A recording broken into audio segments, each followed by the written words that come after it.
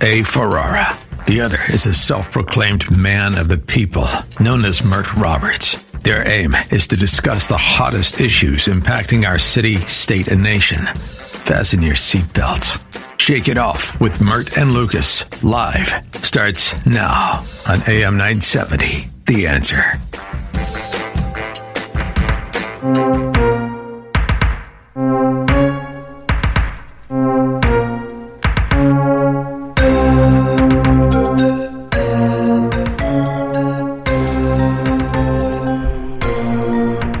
Ooh, that sounds weird, Alex. Name that tune. That tune tonight is Loser by Noji Suma. I kind of like the vibe, though. Yeah, Loser. I love it. Before we talk about the hoopla around Mamdani's multi-billion-dollar budget gap and what a nightmare that is, I wanted to talk about an incident that occurred on Monday, February 24th. Now, Mert, NYPD officers were called to Washington Square Park because there was a report of some teens dangerously tossing ice off a rooftop. And when the officers arrived at Washington Square Park, the situation escalated immediately, and officers and their vehicles were slammed with ice-packed snowballs from the mob. And officers were even chased down the street, Mert. Several officers were injured. 2 were hospitalized, one with a possible concussion behind his eyes, and another with a headache when he was hit in the head. Now, these injuries confirm the conduct was dangerous, one-sided, harmful, and certainly not recreational. Yet, Mert, despite the emergency nature of the call and the injuries that the officers suffered, Mamdani minimized the incident, and he dismissed it as, ready for this, Mert, a snowball fight that got out of hand. Unbelievably, Mert, Mamdani dismissed the incident as just a, quote, childish snowball fight among kids. Kids. This framing directly conflicts with the injuries and the nature of the attack. I'm sorry. His kids framing was undermined by the fact that a lot of the perpetrators of the attack weren't kids. One person arrested wasn't a child, Mert. It was a 27-year-old man. And that man had allegedly been arrested earlier in the month for, ready for this, alleged attempted robbery in the subway. Oh, come on, Mert. Bragg eventually dropped some of the charges, one of the assault charges, because they said they couldn't prove that this guy threw the snowball that caused the injuries, but lesser charges of harassment and obstruction remain. But this idea of kids having fun, this narrative that Mamdani tried to throw around, it's shameful and disgusting. Did you have any thoughts about this, Mamdani? This chaos. Absolutely.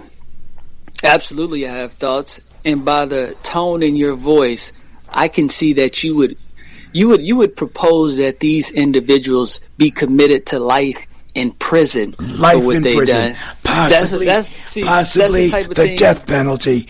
Possibly the death penalty. That's exactly what I'm thinking, Mert. The death penalty. That's the type of response some of you conservatives would love for people to experience for some of the smallest of infractions. Listen, I'm gonna be honest.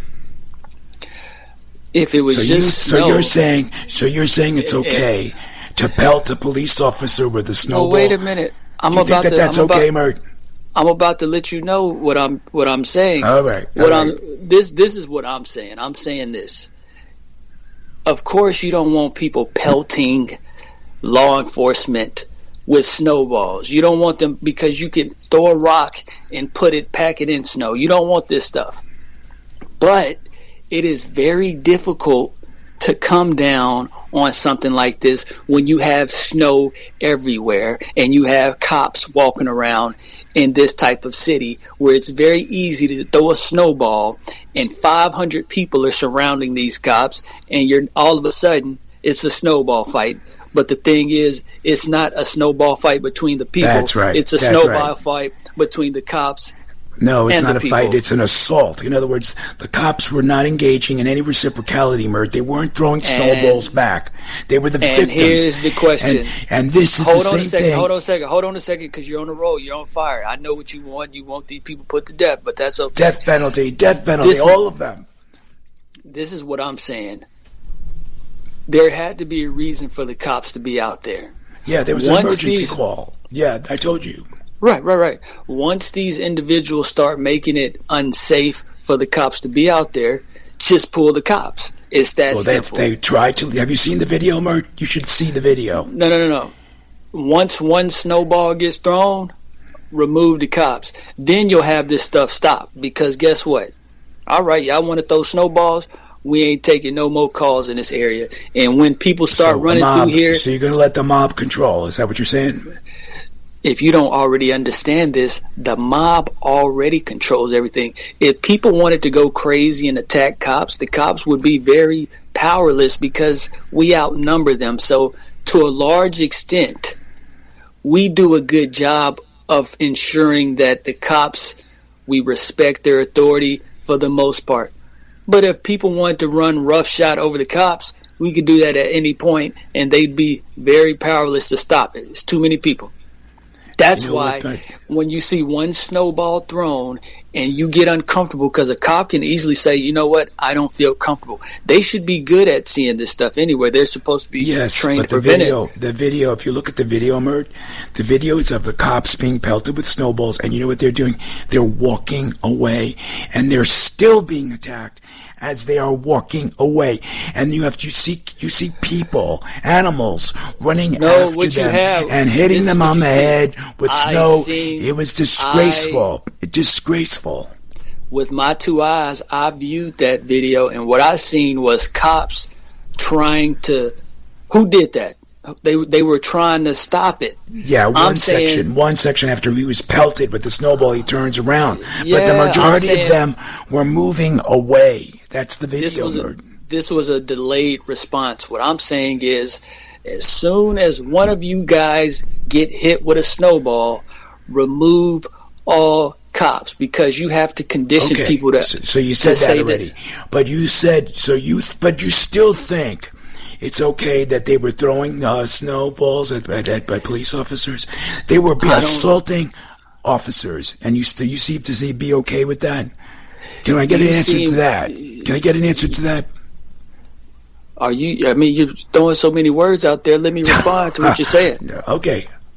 I'm agreeing with you. They should have walked away. Well, they did walk away. But should the mob have been throwing snowballs at them? Answer that one. I'm about to answer it. Oh, answer it. The answer is no. They shouldn't be throwing snowballs.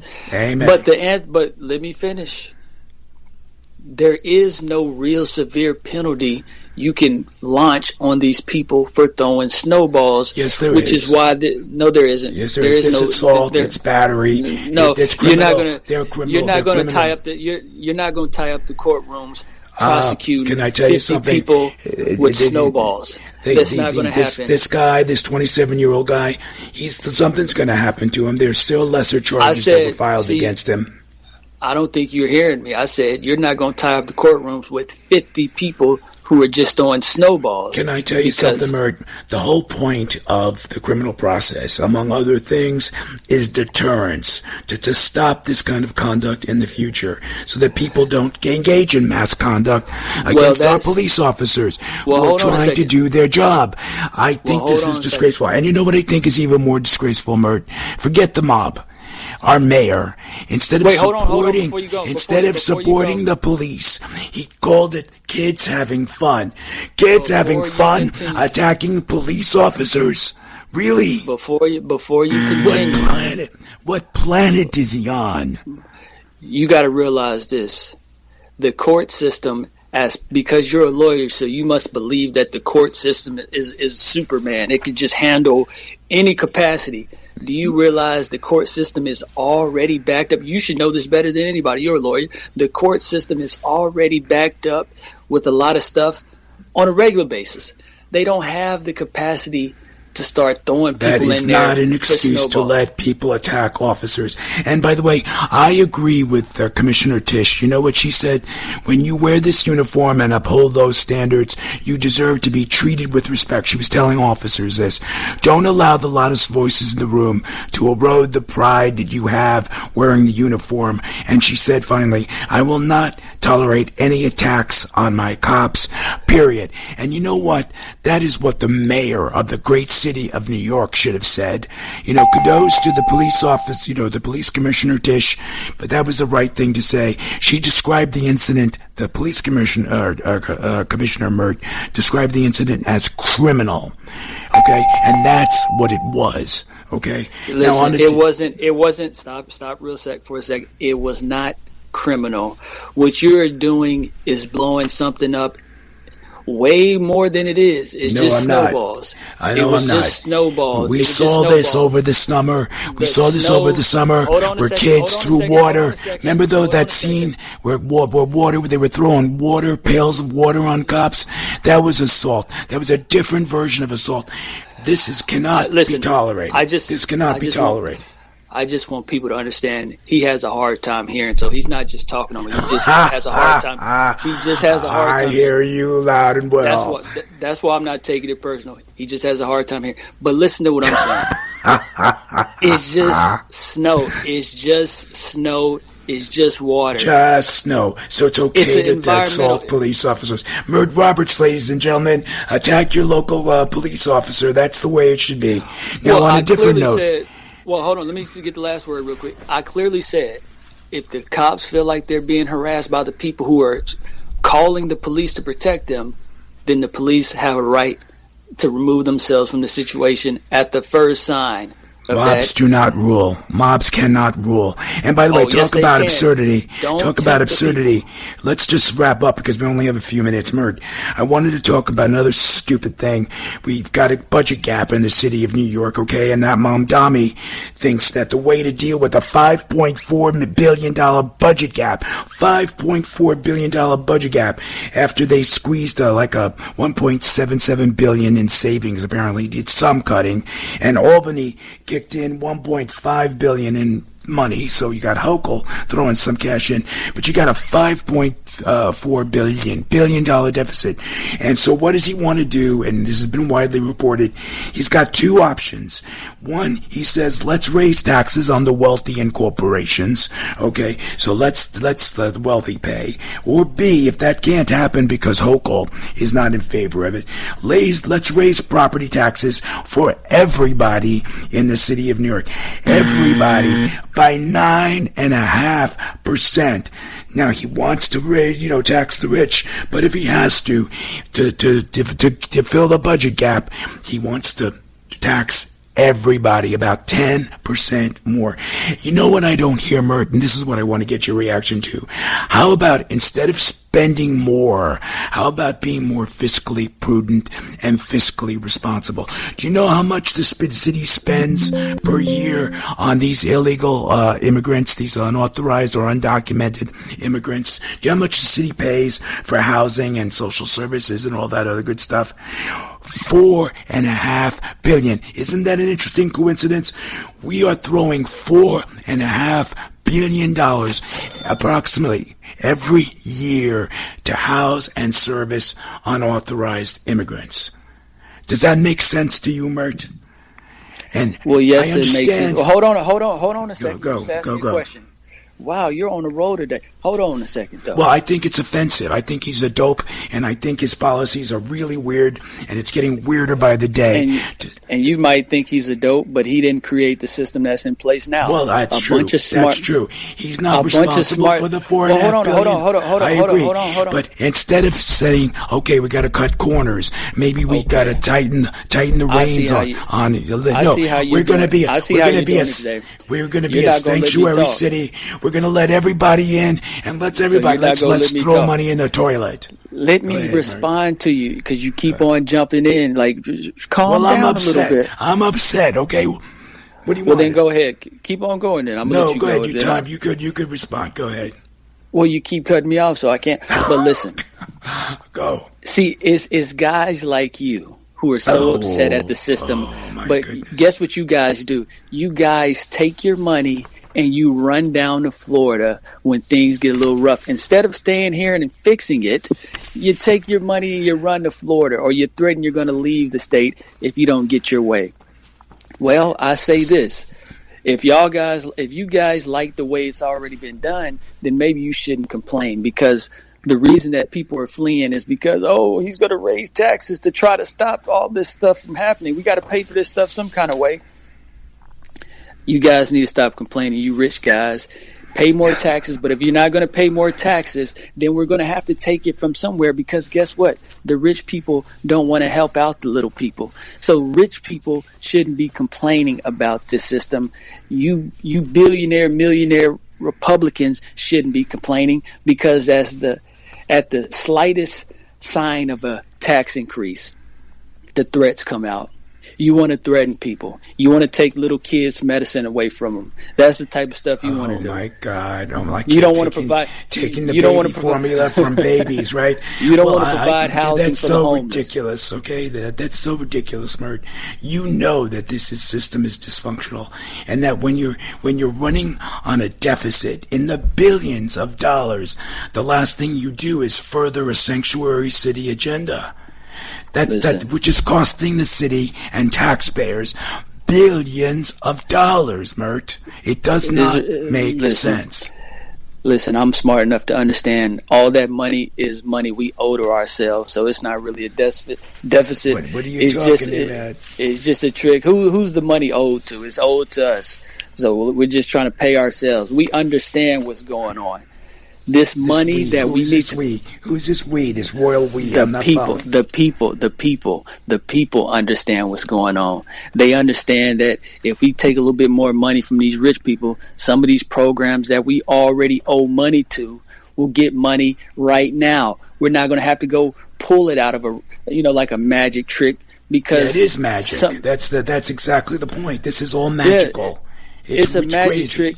It's a magic trick created by a bunch of millionaires and billionaires who allowed this city to become what it is now, because they utilized the work of all these immigrants that we are taking care of. They utilize all these immigrants and all these poor people to build up their wealth in this city, and now they don't want to take care of them. They don't want to increase the wages that they pay their people. So where do you think that's going to come from? You can't get rid of all the people. Let's spend more. Yes. Let's give away more. Let's get free. You can pay more. Let's pay more. Sure. Let's do all that.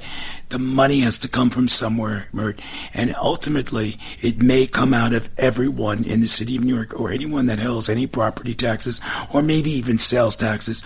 Who knows what he's going to do? I think Chicago raised the sales taxes to something like over 10% in sales tax, Mert.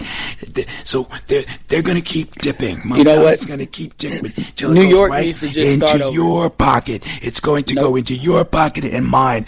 And I got to tell you, I object to it. New York needs to just start over. Just raise taxes so high that all the rich people leave, and it just turns into another country. Happening. And look what's happening. Turn it up to upstate. Well, look. My friend, New York is out of time, out of illusions, out of slogans, out of magical thinking. We need to be more fiscally responsible, because the numbers don't lie, Mert. The costs don't disappear. The budget doesn't balance itself. Now, let's introduce you to everyone. I want to introduce you. You've been listening to Shake It Off with Mert and Lucas Live. We're truly honored to have you along with us for the ride. This is episode, if you're keeping count, 86. After the break, we're going to have a special guest, Don D. Ford. He's a Texas-based trust and estates attorney, and he's going to talk about the importance of having a will. So stick around. Attorney Don Ford will be back, and he's going to talk about your will, tame your trust, and relatives. It's real estate law, Texas style.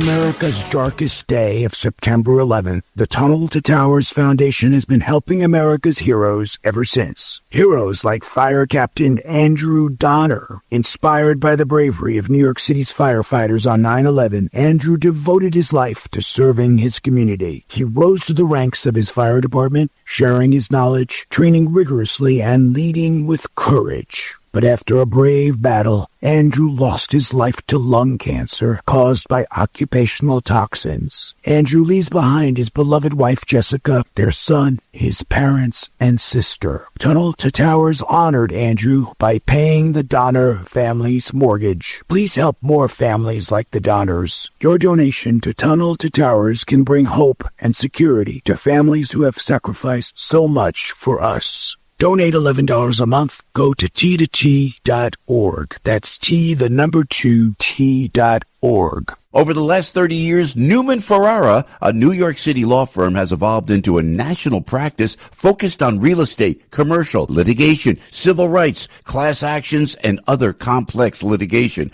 representing many of the city's largest property owners, managing agents, and thousands of tenants. Newman Ferrara handles some of the nation's most significant class actions and civil rights matters. Newman Ferrara at 1250 Broadway in New York City. Go online to newmanferrara.com. That's newmanferrara.com. Listen to the firm's name partner, Lucas Ferrara, every Saturday at 10 a.m. on Dottie Herman's longest-running real estate radio program, Eye on Real Estate on AM 970. A real estate lawyer for 35 years, Lucas is a professor at New York Law School and is also a published author with books on real estate and New York's landlord-tenant law. Tune in Saturdays at 10 a.m. to hear Lucas's unique perspective and advice on Eye on Real Estate. Fueled by passion. Handoff, Starling curls on the middle of the lane, puts it in and one. Pitch it into Freeman, his shot front rim around it. We are upstate New York's team. Pitch ahead, Starling, 3-ball, yes and one. Freeman on the breakout, splits two defenders, scores and one. Turnaround 10-footer, good. With the shot clock down at 5. JJ does his thing. Listen all season long on your home for Syracuse basketball. On AM 970, The Answer. Feel like you're trying to push a boulder uphill wearing skates? If you run or manage a local business today, you're challenged like never before. We get it, and we want to help. We're Salem Surround, and when it comes to marketing, consider us your personal move you forward company. In a recent study, we found that 53% of local businesses were classified as novices when it came to designing, implementing, and managing their marketing needs. And that's where Salem Surround truly shines. We're a full-service marketing agency that'll help you increase your customer base by designing incredibly effective plans to reach your consumers day, night, and everywhere they might be. Let us give you an absolutely free audit of your current marketing and what your competition is doing. Our digital sales and support teams are the best in the industry and deliver customized personal service that's second to none. If you're a local business and ready for the next step, Google Salem Surround New York right now. Our experts are ready to help you take your marketing to the next level. Google Salem Surround New York today. On Salem News Channel, principled voices are shaping today's conversation. Scott Jennings brings clarity to the toughest debates. Josh Hammer's blistering commentary puts politics and culture on trial. And Alex Marlowe's insight connects us to what matters most. Watch anytime on Samsung TV Plus, Pluto TV, or find us on your screen at snc.tv. 3 new shows, 1 powerful lineup. Salem News Channel, across America.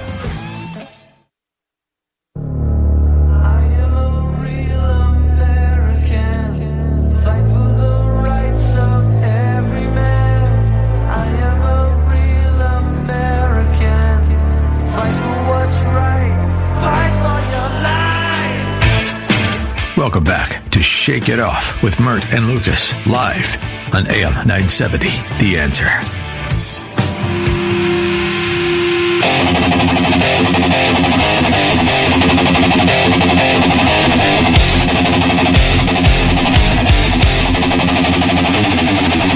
Ooh, I love this one. What's this called, Alex? All right, this is called I Am Not Dead, Part 1 by Warbringer Death.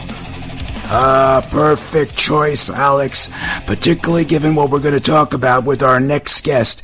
It's best to do this stuff while you're alive, not when you're dead. Well, you can't do much when you're dead. But in any event, Don D. Ford III is one of Texas's leading trust and estates attorneys and the managing partner of Ford and Bergner LLP, a firm known for navigating some of the most complex probate, guardianship, and fiduciary disputes in the state of Texas.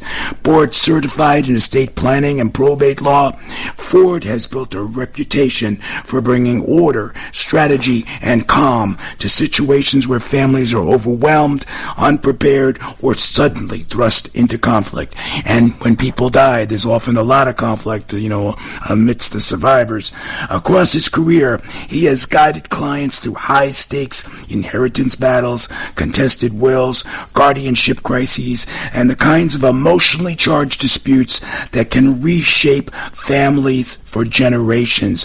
Ford is a respected voice in the legal community, frequently educating attorneys, fiduciaries, and the public on how to avoid the pitfalls that lead to litigation in the first place. From the courtroom to the conference room, Don Ford III has become a trusted guide through the legal and emotional terrain of estates, legacies, and family decision-making, work that continues to shape the lives of Texans each and every day. Welcome to the program, Don.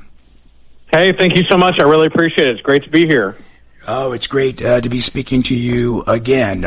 We had a great conversation on Dottie Herman's show, Eye on Real Estate, and so great to have you back on AM 970 with us tonight. Just watch out for the Mertonator, Don. He's a tough one. Well, let me start because you already had your. There's the Mertonator. Watch out, Don. You already had your opportunity, so let me have a question because he's jealous. Myself. He's jealous, Don. We're fighting over. We're Texans, so you can't put two Texans against each other. I won't allow that to happen. But let me ask you a question about what you do, because I don't know where Luke is going to go, but I'm very curious about this. How does it feel talking to people about their impending doom, their doom, their death? Does that ever feel uncomfortable, or are you used to it now? Because I'm just sitting there thinking, you're talking to somebody and they're like, well, you're going to die one day, and who you going to leave the money to? That's not an easy conversation to just, have. But, you're probably used to it by now. But what's that like, having these conversations on a regular basis? Well, look, I think the reason why it's a tough conversation for a lot of people is because it brings them a certain level of anxiety. What happens when I'm gone, right? Right. And so if we actually engage in the conversation and we actually, put a plan together of what's going to happen, frankly, in most cases, it brings more calm to the situation than they felt before because, they're worried about how my kid's going to get along or how we're going to divide these assets between my kids or, who's going to be in charge or how do we deal with those things. And if we can sit down and really kind of walk through those and work through them, a lot of times that conversation really brings them more relief than it does anything else, which is really the goal and kind of the fun part of the job, right? Now, let me ask you this before Lucas goes. What do you think about this? Because I'm not very familiar with this because I don't even make enough money to even think about leaving it to somebody. But what do you think about this death tax thing that I've heard about over the years? Like, do you have any thoughts about that? Do you even know how to explain it for somebody like me to understand what something like that is and how it can affect somebody?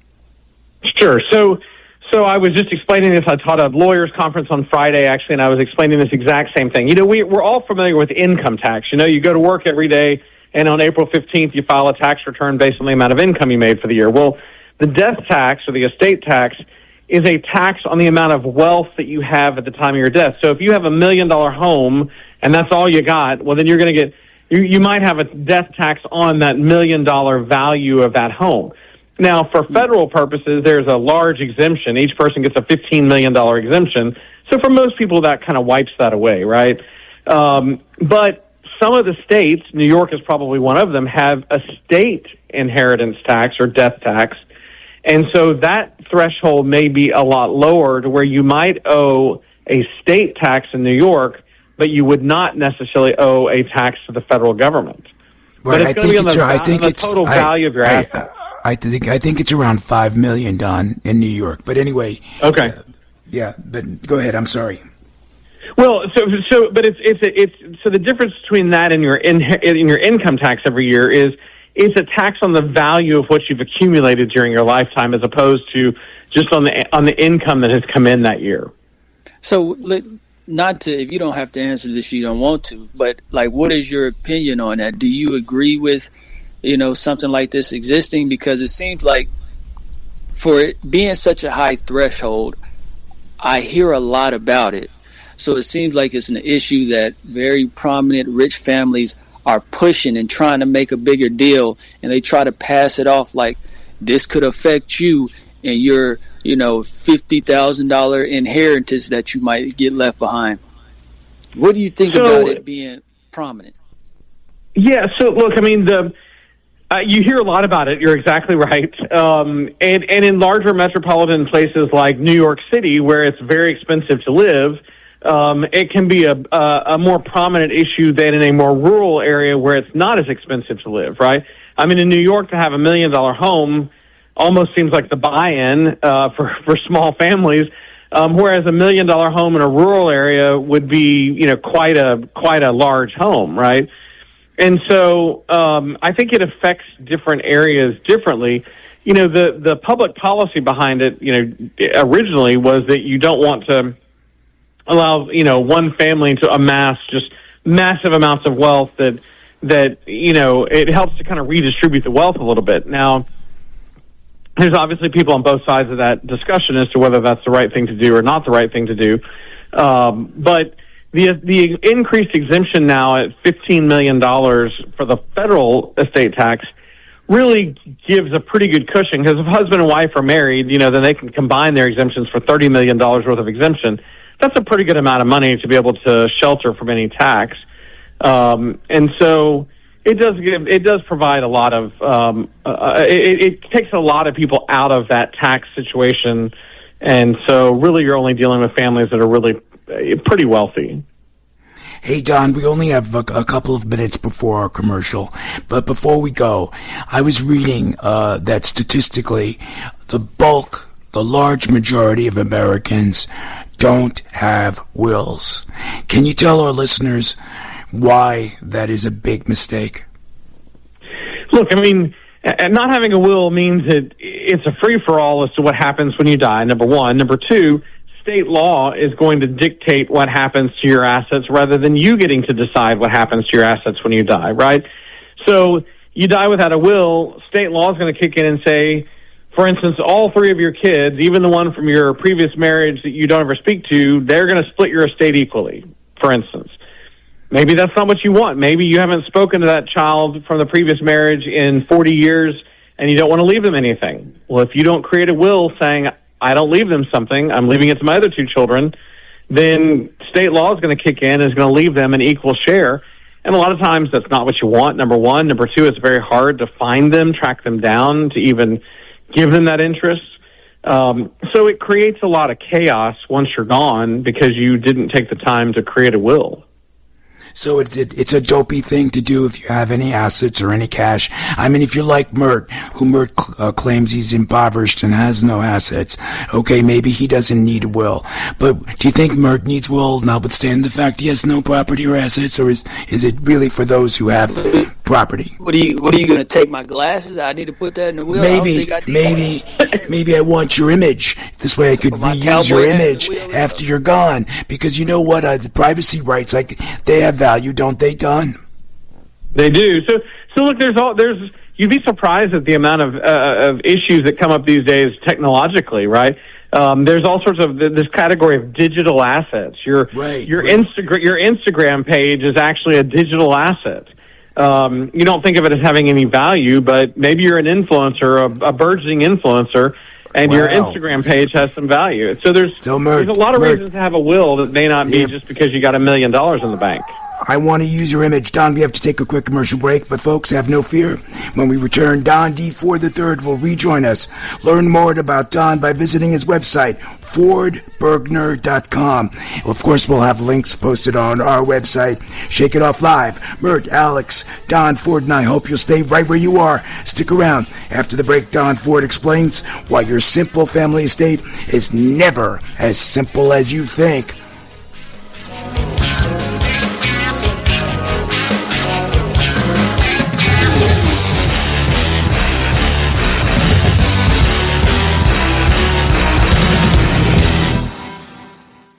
Over the last 30 years, Newman Ferrara, a New York City law firm, has evolved into a national practice focused on real estate, commercial, litigation, civil rights, class actions, and other complex litigation, representing many of the city's largest property owners, managing agents, and thousands of tenants. Newman Ferrara handles some of the nation's most significant class actions and civil rights matters. Newman Ferrara at 1250 Broadway in New York City. Go online to newmanferrara.com. That's newmanferrara.com. Listen to the firm's name partner, Lucas Ferrara, every Saturday at 10 a.m. on Dottie Herman's longest-running real estate radio program, Eye on Real Estate, on AM 970. A real estate lawyer for 35 years, Lucas is a professor at New York Law School and is also a published author with books on real estate and New York's landlord-tenant law. Tune in Saturdays at 10 a.m. to hear Lucas's unique perspective and advice on Eye on Real Estate. Imagine a child waking up this morning hungry. It's hard to focus on anything when your stomach aches, but you can change that today. With Food for the Poor, your gift is giving kids daily food, access to safe water to drink, and because of a generous match for a limited time, it only takes $150 to feed 4 children. $300 helps 8. $1,000 feeds a classroom of 26 kids because of the match. Click the Give Life banner at am970theanswer.com. Call now 855-907-4673.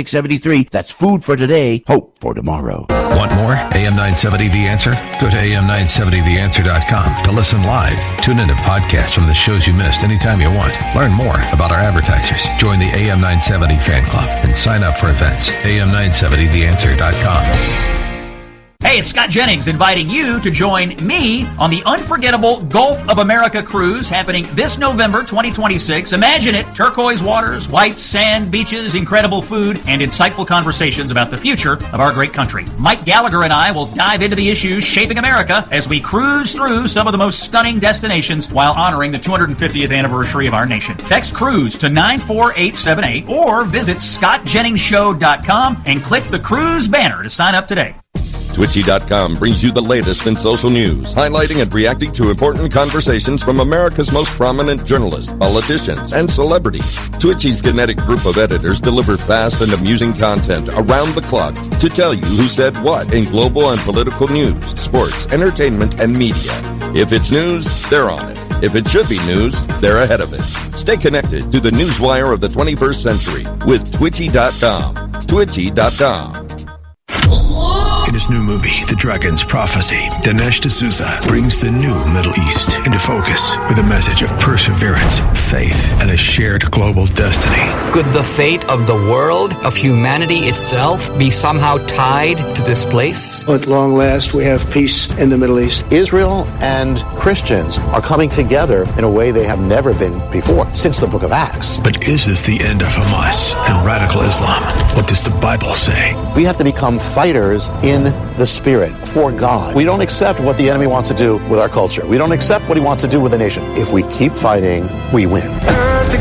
Powerful, prophetic, a must-see movie based on Jonathan Cahn's international bestseller, The Dragon's Prophecy, combines history and scripture with faith, justice, and renewal. The Dragon's Prophecy, a new film by Dinesh D'Souza, now available on Amazon, YouTube, and iTunes.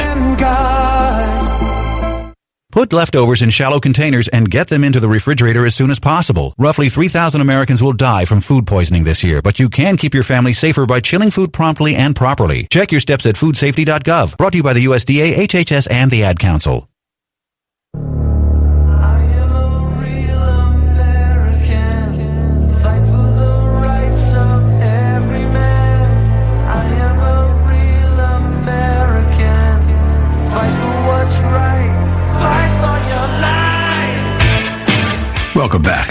Shake It Off with Mert and Lucas, live on AM 970. The Answer.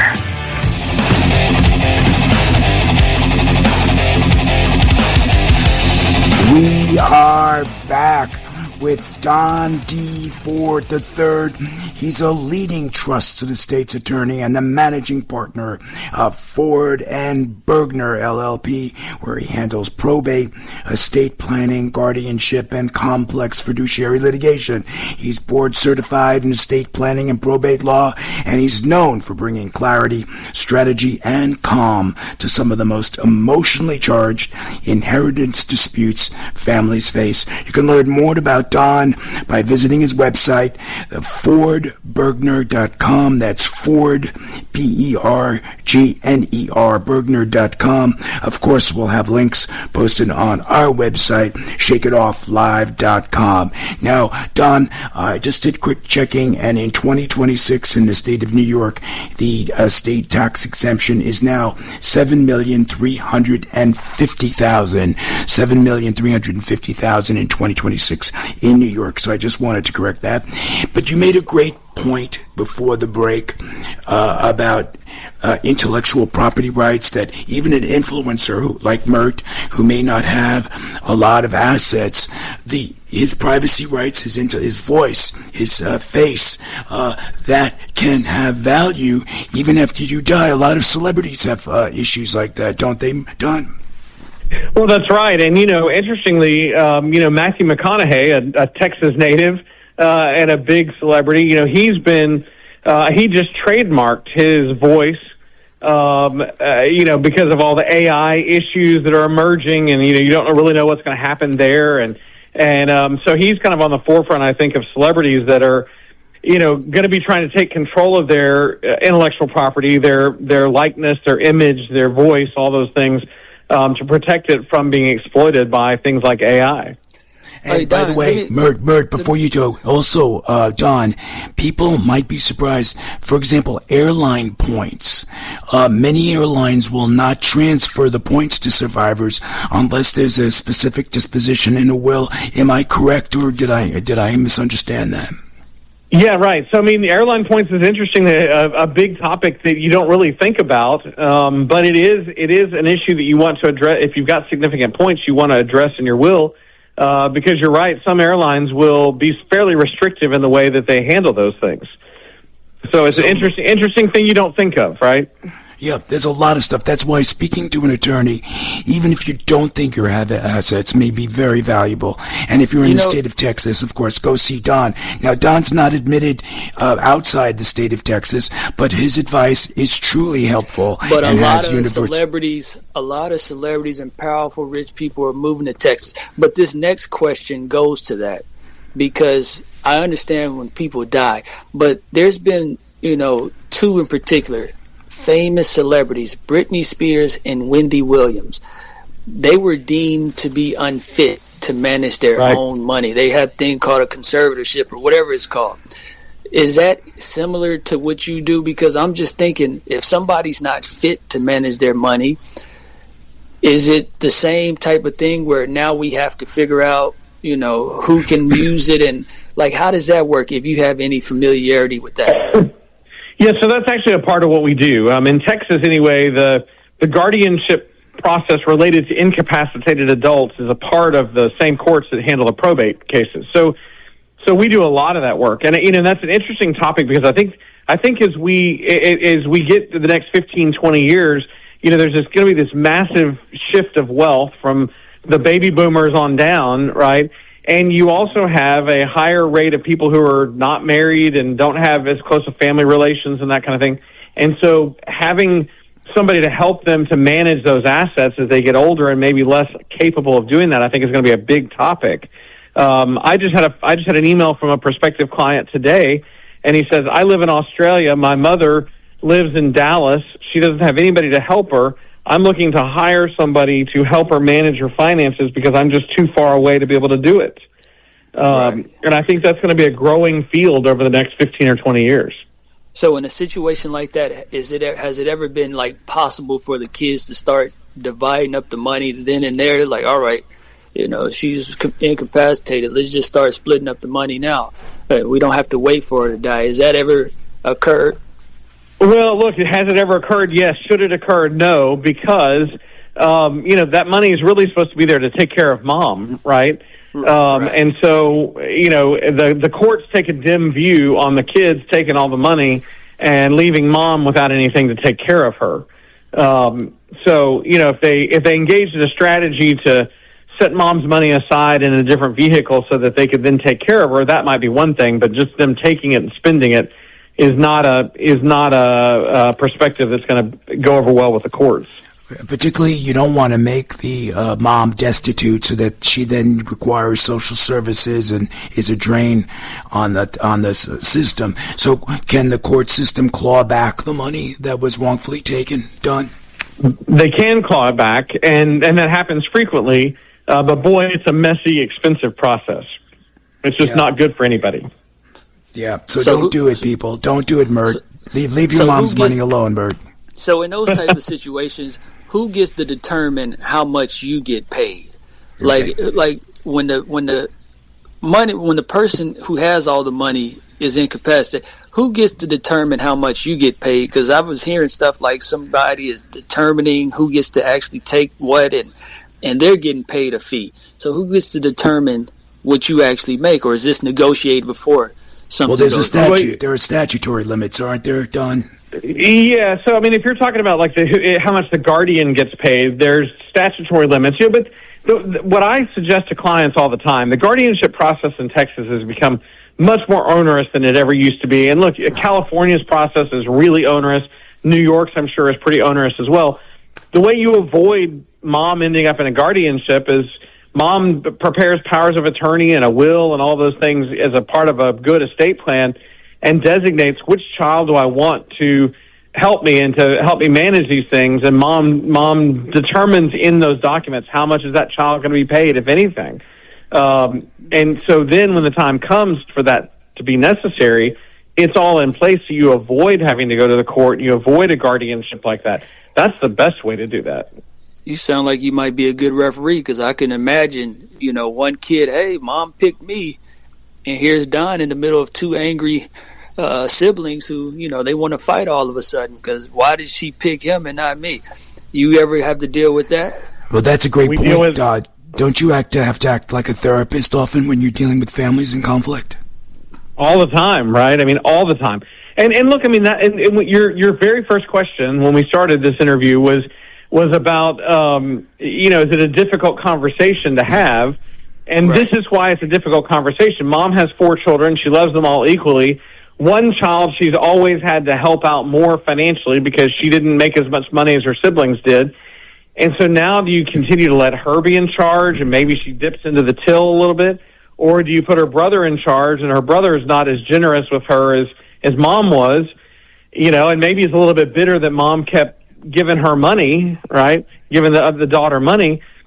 So it really becomes a difficult conversation sometimes, but at the same time, there's lots of families out there. I'm always happy when this happens, but there's lots of families out there that they've got 3 great kids that all get along and they just want to take care of mom and that's great. Hey, Don, do you ever dip your give your 2 cents hey, I think you might want to let your son take care of it. Do you ever try to, influence the direction the parent is going to go in, or do you just let them try to figure it out amongst themselves? No. Look, I mean, part of my job is counseling. I mean, you're right about that, right? Part of the job is counseling. So, if they're struggling with these issues, I will ask them questions to kind of help them maybe lead to a conclusion. Not my conclusion, but really their conclusion. But I do, if they say, well, look, I've got one son who is an artist and can't manage any money, and I've got one son who's a CPA and manages money really well, then generally my advice is going to be we probably ought to be talking about the CPA son because he's going to manage your money and take care of it better than the artist would, right? So sometimes it's about just the kid's natural capabilities and natural interests. John, this is so interesting that our producer, engineer, Alex Garrett, even would like to chime in and ask you a question. Go ahead, Alex. All right, well, I understand that you've been in high-stakes inheritance battles. Anything before we close tonight on this segment here any battles that you could talk about that you want to talk about, that you remember, that want the audience to know? Oh gosh, any that were notable in terms of notoriety, or any that were just interesting in and of themselves. Forever, pretty much.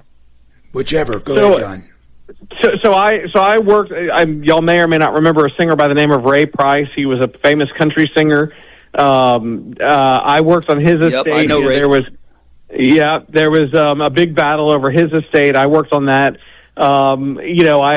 I went out to his ranch and saw his got to look at his 2 Rolls Royces that had been sitting in the garage since he died, and I got to take a tour of his tour bus, which was fun.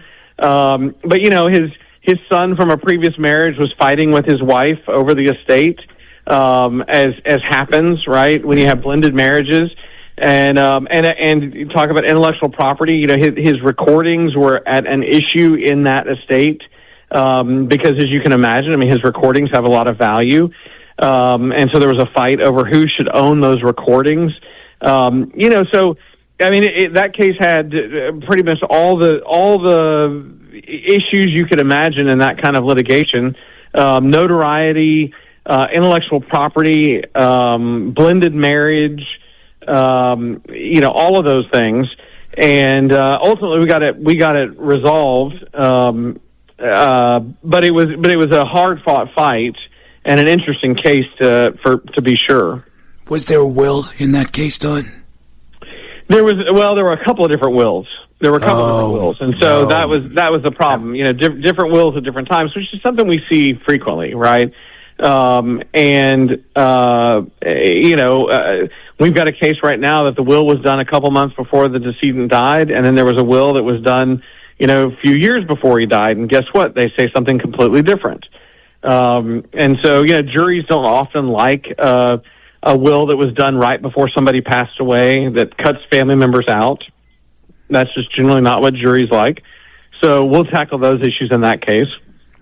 One quick question. Go ahead. We have a few minutes left. Go ahead. Go. And this is just a dumb question. Could you, if you wanted to be unethical, could you slip your name in and say, "Hey, they told me they wanted to leave me with a $10,000"? Oh, come on! Because they love me so much. Could you do something like that if you wanted to? Come on, Mert. There's rules against a lawyer being able to be a beneficiary of a will that they draft, unless it's for a family member, right? If I drafted my mom's will, obviously I could be a beneficiary under my mom's will. But even then, there are plenty of cases in Texas anyway where an attorney became the executor of their parents' estate or a family member's estate and then breached their fiduciary duty and got disciplined by the Texas State Bar for having screwed up, being the executor of their own parents' estate, and probably thought, my siblings will never do anything about it, so I'll just take a little advantage here. Don't do it. It's a bad idea.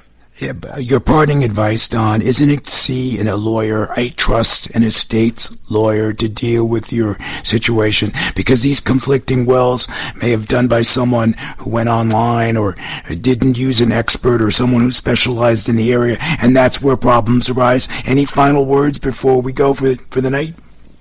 Look, I think there's a huge reason to use a good qualified lawyer to draft a will. If somebody is in a situation where they just don't have the resources to hire a lawyer to do that, there are some resources. A lot of the local bar associations will do kind of a free will clinic occasionally. The Texas Supreme Court has promulgated some forms that people can use. But if you have any significant assets, and complications, it's best to hire a lawyer and get it well done and well thought out and have good conversation around that. And if you're in the state of Texas, go speak to Don Ford and his firm. Would you believe we've run out of time, Don? You could learn more about Don by visiting his website, FordBergner.com. That's Ford, BERGNER.com. And, of course, we'll have links posted on our website, ShakeItOffLive.com. Thank you for coming on the program, Don. It was truly a lot of fun. Next up, a ton of fun. Thank you so much. We'll be joined by Chris Gillette. He's a Texas-based photographer and expression coach. But first, we need to take a break. We'll come back after news at the top of the hour, but once it's all done, Mert, Alex, along with the rest of the AM 970 team will be waiting right here for you. We know you want it. We know you will do. So shake it off with us. Hour 2. Lots more controversy and maybe some answers. Oh wait, sit tight. Our next hour will be filled with some miss it and kick yourself later moments. And honestly, you don't need another reason to kick yourself. Now do you?